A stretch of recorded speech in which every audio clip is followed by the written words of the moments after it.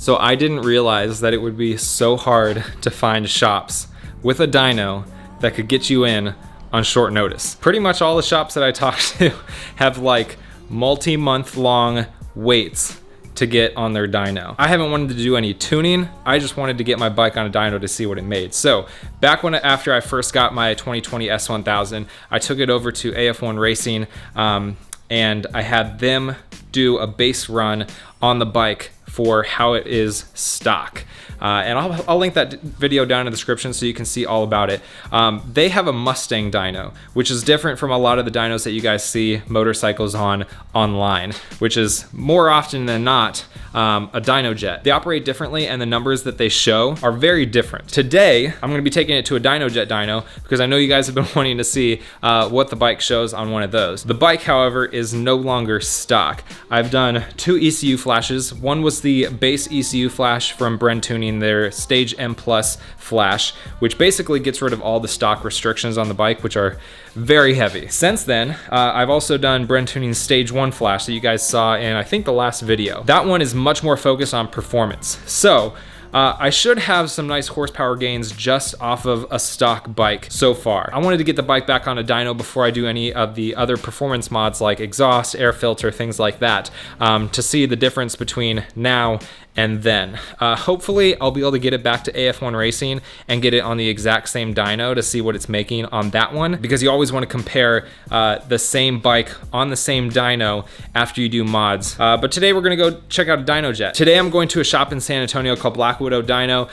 Very highly recommended, great reviews. Had a lot of people recommend that I contact them for getting my bike on a dyno. So it's about a 2-hour ride down there. I didn't want a trailer bike, so we're gonna ride. So we're gonna take this guy out and ride it all the way down to San Antonio, get the bike on a dyno, and see what it puts down on a dynojet. Should be a good time.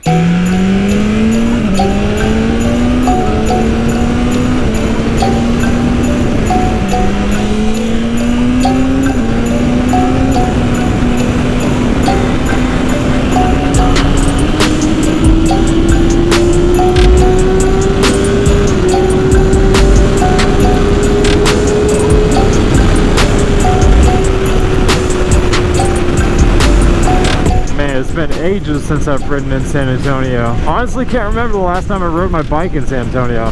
This is where my family lives, so I used to ride down here when I would come home. Everyone drives so slow here though. Austin drivers are just bad drivers. They're not necessarily slow drivers, but they're bad drivers. Dallas drivers are ruthless, but they drive fast. Houston drivers are like a blend between Austin and Dallas. They're ruthless, but they're terrible drivers. And yeah, San Antonio, they just drive freaking slow. All right, here we are. Hey, how's it going? Is it John? Yes. Nice to meet you. Oh, that is a beauty. And these things are so cool. I got to ride in one of these in the sidecar at the spring break meet up in Dallas one time. He was riding over on one side. That video was so much fun to make. You guys gotta go check that out. All right, we're here. I'm excited, man. Hello. All right, I'll see you guys inside.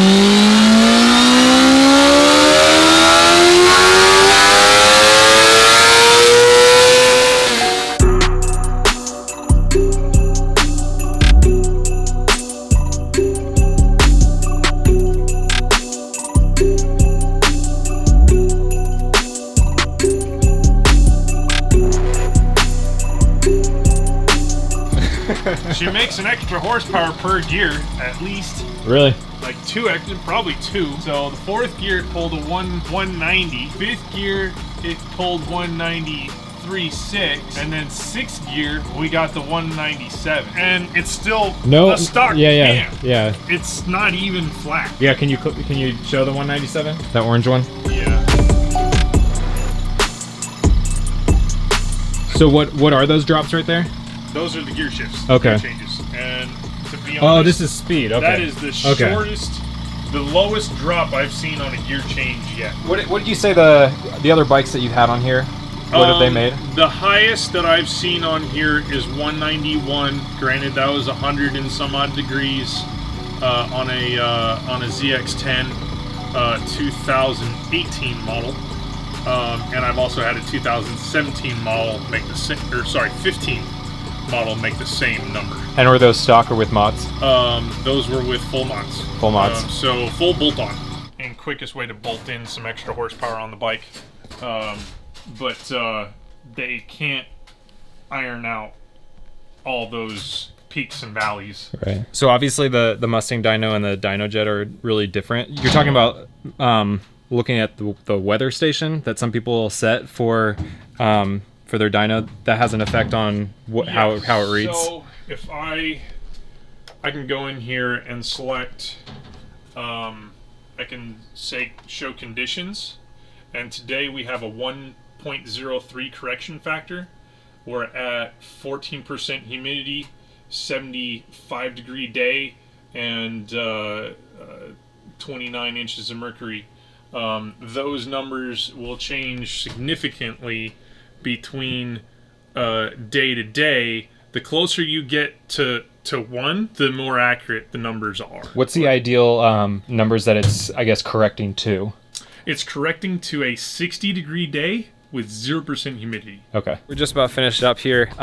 Huge thanks to John over here at Black Widow Powersports or Performance. I'll have all the links down in the description. Definitely check him out. Super nice guy. I want to see you guys come to this dyno and see if you can beat the number we put down. It was 197.12, I think. If you're in the area, I mean, I drove 2 hours to get here, but he's here in San Antonio. Come out if you want it. You do work on bikes too, not just doing dyno work. Yes.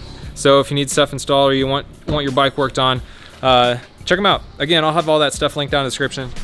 John, thank you. I appreciate it. You're welcome. You've been awesome. And now I got a 2-hour ride back to Austin. Probably doesn't come across on video at all, but got the nice purple skies from the sunset as I roll out of San Antonio. I'm pretty happy with how today went. Ideally, you would always compare your numbers to the same dyno in the same location, and ideally with the same weather to get the best comparison with how you do before and after a mod. For this, I wasn't really too concerned about comparing how I was start to finish, because eventually, after I do all my mods, I want to take it back to AF1 Racing so I can compare it to the numbers that I originally did with the bike bone stock. But it's nice to be able to compare how this bike did on the dyno over here at Black Widow to the other bikes that he's done on his dyno. So he was saying with the it was a 2013 or 2014 S1000 with full bolt-ons and tune, doing 186 or 187. So for mine to do 197, I'll take that. With nothing else on this bike except for a mail order ECU flash. I didn't clean my chain before I took it down here. No performance mods whatsoever, no exhaust, nothing. That's nice to see. I think I saw BrenTuning post a clip, or not a clip, but a photo of a customer that had their stage 1 flash and a full Acro system and filter do 203 on their dyno, or not BrenTuning's dyno, but the dyno at wherever this customer was. To only be 6 horsepower off from that, I'm happy. But it'd be cool to see you guys come out here and see what you do on his dyno. I got a long ride back to Austin though, and as soon as this sun dips down, I can already feel it. It's gonna get cold, so I want to hurry. And on this bike, I can do so. I hope you guys enjoyed the video. Make sure you check out my merch at motonosity.com/shop. But that's gonna be it. Y'all have been awesome. I've been Motonosity. Remember, life's better with horsepower. Keep life live. And I'll see you guys in the next one.